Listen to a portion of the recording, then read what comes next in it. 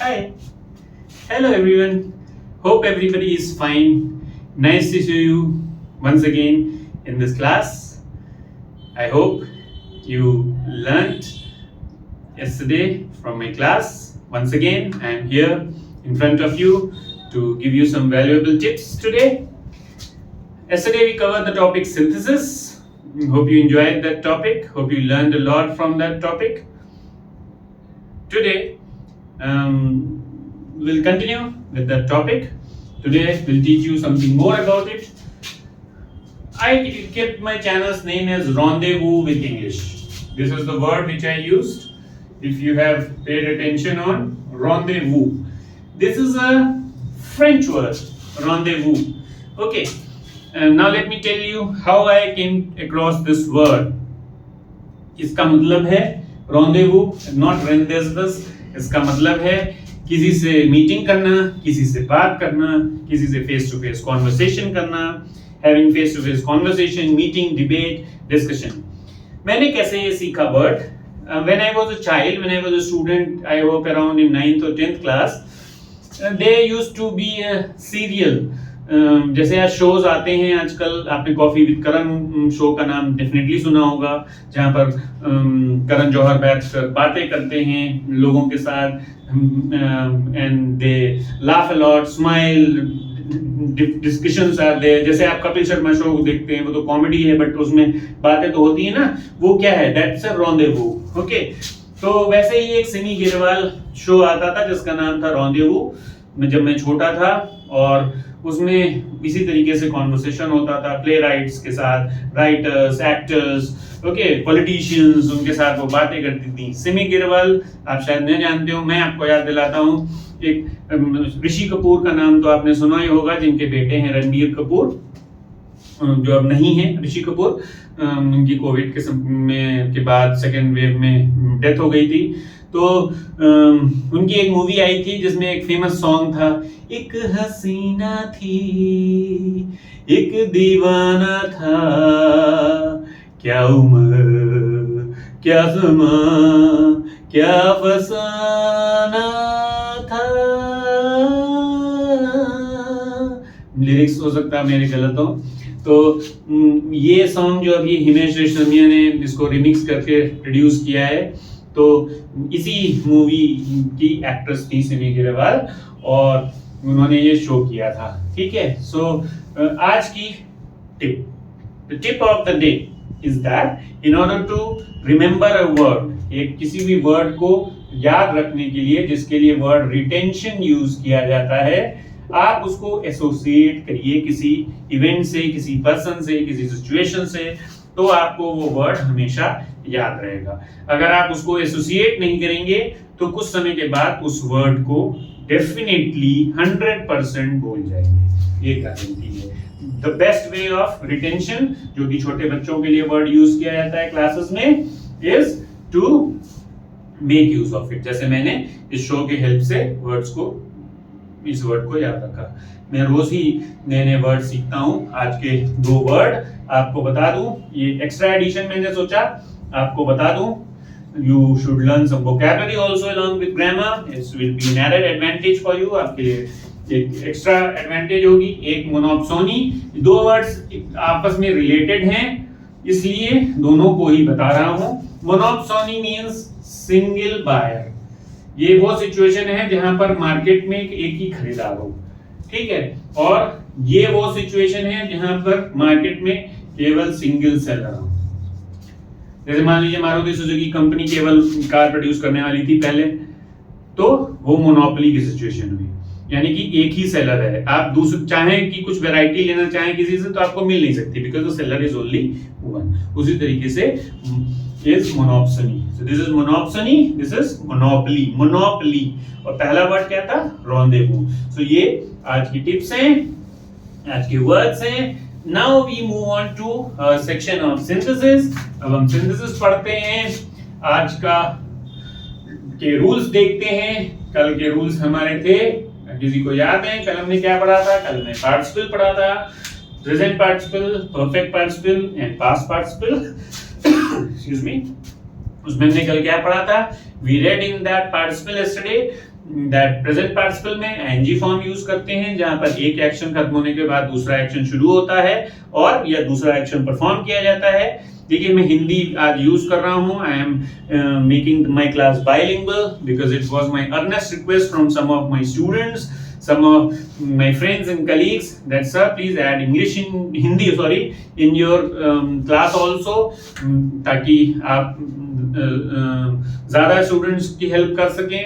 So in order to cater to a large number of students I am resorting to Hindi also। इसलिए मैंने आज ही, वैसे मैंने सोचा था कि मैं थोड़ा सा टाइम लेने के बाद हिंदी इंक्लूड करूंगा, लेकिन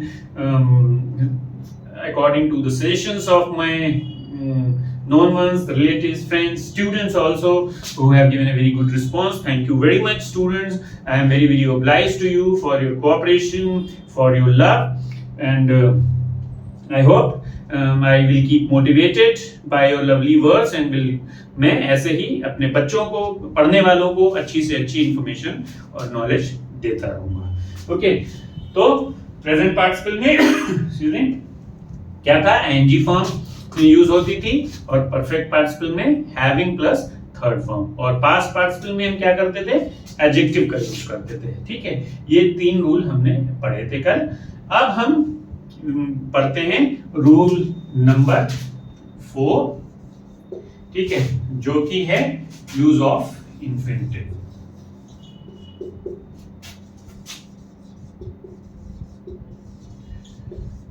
ठीक है, इंफिनिटिव का यूज। इंफिनिटिव क्या है, टू प्लस वर्ब की फर्स्ट फॉर्म, वर्ब की फर्स्ट फॉर्म जिसको नानी ने भी कहते हैं। टू के साथ वर्ब की first form is infinitive.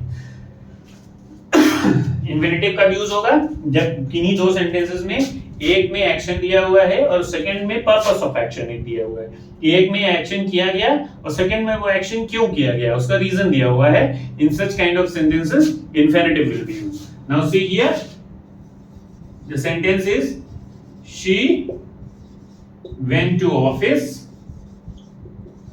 Okay, she went for submitting file. Okay, अब पहले में सेंटेंस में रीजन दिया हुआ है, एक्शन दिया हुआ है, वो कहां गई, ऑफिस गई, she went to office, and the second sentence उसका पर्पस दिया हुआ है। Now what we will do is we will write the first sentence as it is. First we will be writing it as it is. She went to office. Okay, now what we have to use? We have to use to plus first form of the verb. तो यहाँ पर preposition and gerund का use किया हुआ है। So what we will do, instead of this preposition we will be using to, उसकी जगह पर to यूज करेंगे और submitting की जगह पर सबमिट यूज करेंगे, जो कि फर्स्ट फॉर्म है। और क्या सबमिट करना है उसको, फाइल सबमिट करनी। So she went to office to submit file. So this is how infinitive will be used. ऐसे इंफिनिटिव का यूज किया जाएगा, she went to office to submit file.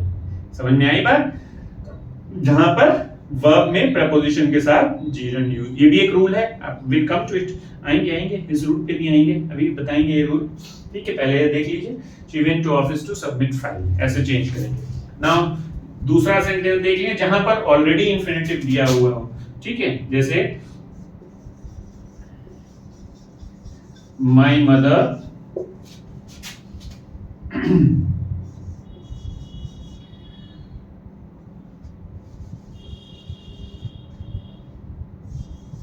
sent me to school। ठीक है, मेरी माँ ने मुझे स्कूल भेजा। She sent me to study। ठीक, अब उन्होंने मुझको काहे के लिए भेजा, पढ़ने के लिए। अब देखिए यहाँ पर ऑलरेडी इंफिनिटिव यूज हुआ है, it's already use. So when infinitive is already used in the sentence we will be rewriting it, उसको वैसे ही लिख देंगे। My mother sent me to school to study. Got my point, समझ में आया? क्या करेंगे हम, तो उन्होंने मुझको काहे के लिए स्कूल भेजा? पढ़ने के लिए भेजा। पढ़ना, खाना, रोना, धोना, चिढ़ना, नानी ने, ठीक है। तो यहाँ पर भी नानी ने ही था जब यहाँ पर फॉर सबमिटिंग था, लेकिन वो प्रपोजिशन प्लस जीरेंट था। हमको किस में ज्वाइन करना है सिंपल सेंटेंस को? हमको ज्वाइन करना है इंफिनिटिव से। तो हम इंफिनिटिव का क्योंकि ऑलरेडी यूज था सेंटेंस में, so we made use of it again, just simply rewrote it. Here it was in the gerund form, preposition plus gerund, so we change it and wrote it by using a infinitive. I hope you understood this. समझ में आया ना? ठीक है, अब हम next rule की तरफ बढ़ते हैं। सो आप लोग स्पोर्ट्स तो देखते ही होंगे, you definitely be a good watcher. अभी तो रिसेंटली आईपीएल खत्म हुआ है और हमारा रूल कुछ उसी से, आईपीएल से नहीं रिलेटेड है, बट हम उसमें कुछ एग्जांपल्स लेने वाले हैं। कौन है आपके favourite cricketers? Virat Kohli, Faf du Plessis, MS Dhoni, Ravindra Jadeja, Rohit Sharma, इतने सारे क्रिकेटर्स के नेम्स। मैं भी कभी आईपीएल देखता था, अब nowadays I am not very much interested in watching IPL. Actually, the reason behind it is behind नहीं। ये जो हमारे यहाँ जो इंग्लिश बोली जाती है वो हम लोग ने छोटे पर से इसको बिहाइंड ही पढ़ा है, लेकिन इसका एक्चुअल प्रोनाउंसिएशन है behind, not behind, ठीक है। लेकिन अगर हम बोले जाकर कहीं पर तो कुछ समझेगा नहीं, उस आदमी सोचेगा कि हम ये क्या बोल रहे हैं, what nonsense I am talking about. So हम लोग मजबूर हो जाते हैं समटाइम्स गलत प्रोनाउंसिएशन बोलने के लिए। तो जो नेक्स्ट रूल है वो है case in apposition, okay. Which one is the fifth rule? Case in apposition. Case in apposition का मतलब होता है together, एक साथ या side by side। कोई piece of information जो side by side लिखी जाए, एक साथ लिखी जाए, उसको बोलते हैं case in apposition। तो हम क्रिकेटर्स की बात कर रहे थे, या जैसे नीरज चोपड़ा थे, he was a very famous, साक्षी फोगाट हैं, विनेश फोगाट हैं, या हमारे पीवी सिंधु हैं, मैरी कॉम हैं, these are some very, Cristiano Ronaldo, famous footballer, okay, Henry Haaland recently जिन्होंने इंग्लिश प्रीमियर लीग फुटबॉल में सबसे ज्यादा गोल स्कोर किए एक सीजन में, he became the first player in the world to score more than 50 goals in a season। तो ये famous players हैं, तो उनमें से ही आज एक फेमस प्लेयर को लेते हैं। जब हम ज्वाइन करते हैं केस इन एपोजिशन से, तो हम क्या करते हैं? विराट कोहली को ले लेते हैं पहले। Virat Kohli is a cricketer, he plays very well and he is a right hand batsman, ठीक है। तो अब हम क्या करते हैं? पहले जिन सेंटेंसेस में इंफॉर्मेशन दी हुई है, इसमें इंफॉर्मेशन दी हुई है, हेल्पिंग वर्ब दी हुई है। In the third sentence, information is given. He is a right-hand batsman. इसमें qualities बताई गई हैं, just information.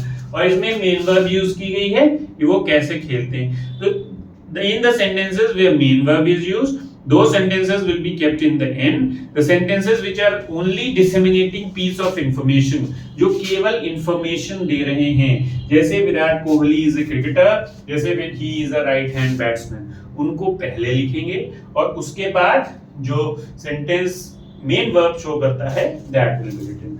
तो इसका आंसर क्या होगा?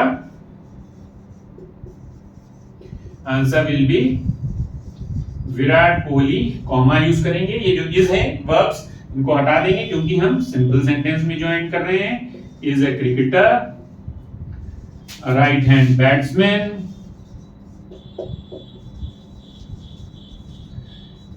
Is a cricketer, a right hand batsman, ठीक है। Virat Kohli, a cricketer, a right hand batsman, plays very well. समझ में आया कैसे ज्वाइन करेंगे? इस तरह से, Virat Kohli, a cricketer, a right hand batsman, plays very well. देख लीजिए sentence, Virat Kohli, a cricketer, a right hand batsman, plays very well. तो हम पहले केवल इंफॉर्मेशन लिखते हैं, we remove the helping verbs because we are joining into simple, और उसके बाद मेन वर्ब यूज करके सेंटेंस को लिखते हैं। Hope you understood. एक एग्जांपल और देख लेते हैं।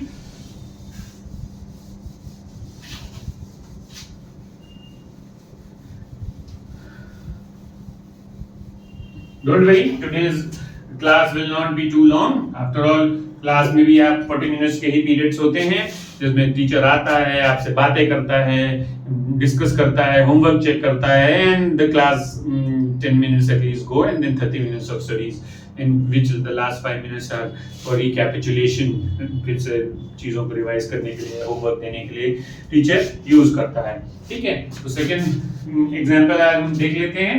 सेकंड एग्जांपल किसका ले लें बताइए?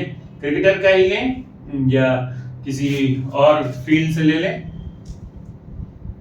क्रिकेटर का ही लें, बेन स्टोक्स। ठीक है, Ben Stokes is an allrounder.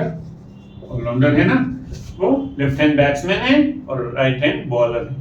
याद रखिए, देखिए मैं क्रिकेट देखता हूँ, I am an avid watcher of cricket, but अब टेस्ट क्रिकेट देखता हूँ। जो वनडे क्रिकेट और T20 क्रिकेट से बोर हो चुका हूँ बिकॉज थोड़ा सा मैं पुराना हूँ और I want to see good form of cricket, not just बल्ला घुमाई।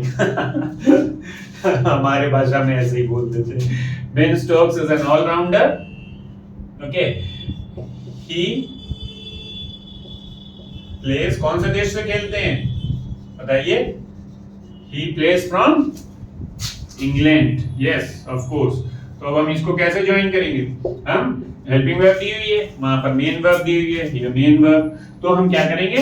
हेल्पिंग वर्ब को सिंपली रिमूव कर देंगे। Ben Stokes comma an allrounder. ठीक, फिर प्लेस फ्रॉम, कहां से खेलते हैं? इंग्लैंड। ठीक है, बन गया, देखिए ज्वाइन हो गया। तो बेन स्टोक्स, हमने हेल्पिंग वर्ब को हटा के कॉमा लगाया, जितने भी हेल्पिंग वर्ब्स हैं उनको हटाना है, कॉमा लगाना है और उस पीस ऑफ इंफॉर्मेशन को लिख देना है। An allrounder place from England. So I hope these two rules are okay with you. दो रूल समझ में आए। अब नेक्स्ट जो रूल्स बचे हुए हैं उनको कल बताएंगे। ठीक है, एक टिप और दे देते हैं आज की क्लास की कि या एक रूल और बता दें, अभी समय तो है। कल कुछ लोगों ने मुझे बताया कि आप क्लासेस को बहुत ज्यादा लेंदी मत करिए, तो मैंने भी सोचा कि ठीक है, क्लासेस को बहुत ज्यादा लेंदी नहीं करता हूँ और शॉर्ट रखता हूँ। चलिए एक रूल और देख लेते हैं, द सिक्स्थ वन, और फिर क्लास को वाइंड अप करेंगे। Nominative absolute. देखिए, इंग्लिश का पर्पस सिर्फ एग्जामिनेशन क्रैक करना नहीं है। Already you are aware that how English has penetrated every nook and corner of life. हर जगह इंग्लिश इस्तेमाल की जा रही है। ये जो आप खिलाड़ी देखते हैं, इंटरव्यू सुनते हैं उनका, या शॉर्ट्स देखते हैं, वीडियोस देखते हैं, उनमें आप देखिए कैसे लोग इंग्लिश कितने अच्छे से बोलते हैं। तो जो क्रिकेटर्स हैं, रवींद्र जडेजा हैं, या ओलंपिक चैंपियन नीरज चोपड़ा हैं, MS धोनी हैं, तो ये सब हमेशा से बहुत अच्छे नहीं थे इंग्लिश में। They are also important English classes training. इनको इंग्लिश सिखाई जाती है खेलने के बाद, इनके क्लासेस होते हैं, तब ये इंटरव्यूज कर पाते हैं। जैसे हरभजन सिंह हैं जब आए थे, या धोनी जब आए थे, रवींद्र जडेजा जब आए थे, तो ये लोग ऐसे बैकग्राउंड से थे, गांव से या ऐसे जगहों से आए थे जहां पर इंग्लिश स्पीकिंग नहीं थी। So they were never able to speak English properly, और ये बुरी इंग्लिश बोलते थे, हिंदी बोलना ही केवल आता था। तो इनकी क्या होती है? क्लासेस भी होती हैं, इनकी क्लासेस कंडक्ट की जाती हैं और फिर ये इंग्लिश बोलना सीख पाते हैं। So English is not just related to your examination, but it develops personality, जो कि हमने कल भी बात की थी। तो लास्ट रूल आज इस पे फोकस करते हैं। नॉमिनेटिव एब्सोल्यूट बना है नॉमिनेट से। नॉमिनेट का मतलब है किसी के बारे में बताना। जैसे नॉमिनेशन होता है ना, पर्चा भरा जाता है इलेक्शन के टाइम में, तो उसका मतलब क्या है कि जो इलेक्शन लड़ रहा है वो किस पार्टी से इलेक्शन लड़ेगा और अपने नाम से रजिस्ट्रेशन कराता है। है, दैट इज नॉमिनेशन। तो नॉमिनेट का मतलब होता है बताना कि एक्शन किसने किया, एब्सोल्युटली टोटली कंफर्म करना कि एक्शन किसने डिफरेंट किया।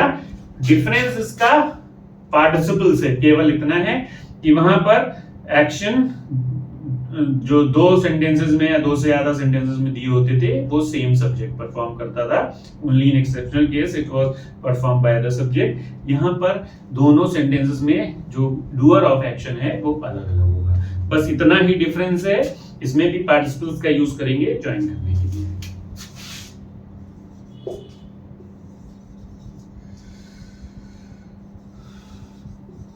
She made a cake, ठीक है, her mother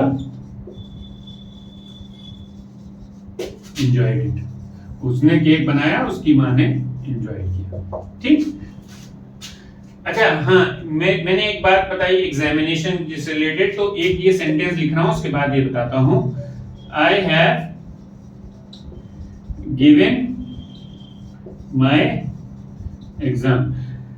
मोस्टली हर जगह आप हमेशा जब भी किसी बच्चे से पूछेंगे, किसी से पूछेंगे एग्जाम के बारे में, तो वो हमेशा गिवन वर्ड का वर्ब का यूज करेगा, जबकि examination is not given. Yes, this is the tip of the iceberg, this is the new information जो आपने शायद ना पढ़ी हो। Examination is always taken, not given. ये एरर सब लोग करते हैं, everybody makes the error. Examination is never given, examination is taken. कहीं भी बुक्स में देख लीजिए जाकर, आपको जल्दी ये इंफॉर्मेशन नहीं मिलेगी, इसीलिए मैं आपको बता रहा हूं। मैंने प्रॉमिस किया है आपसे कल in the very first introductory class that I will give you tips also, okay? So remember this information. Examination is not given, it's taken. इस सेंटेंस को देखते हैं, she made a cake, her mother enjoyed it. तो perfect participle का use कर देते हैं, having made a cake, comma, her mother enjoyed it. अब हमने she का यूज तो नहीं किया, आप क्वेश्चन कर सकते हैं, ठीक है। तो she कहाँ छुपा हुआ है? she तो हर में छुपा हुआ है, लिखा तो है her mother enjoyed it। तो अगर नाम होता तो हम लिखते, जब नाम नहीं दिया हुआ है, only pronoun was given, तो अगर नाम होता तो फिर हम नाम यहाँ पर यूज करते। जैसे होता Anita made a cake, her mother enjoyed it, तो हम क्या कहते? Anita having made a cake, her mother enjoyed it। अगर नेम दिया होता सब्जेक्ट में तो फिर नेम सबसे पहले आएगा, क्योंकि नेम नहीं दिया हुआ है इसलिए हम उसको पहले नहीं लिखेंगे प्रोनाउन को, because we are already making use of the pronoun here. तो ये नॉमिनेटिव एब्सोल्यूट है where the two subjects are different in the two sentences. बस इतना ही अंतर है इसका परफेक्ट पार्ट, सॉरी इसका पार्टिसिपल्स है, ठीक है। एक सेंटेंस और देख लेते हैं।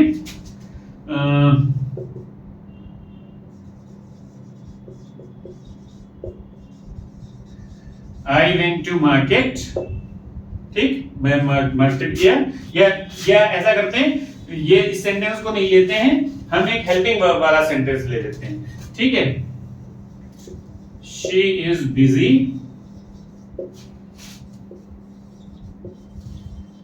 her friend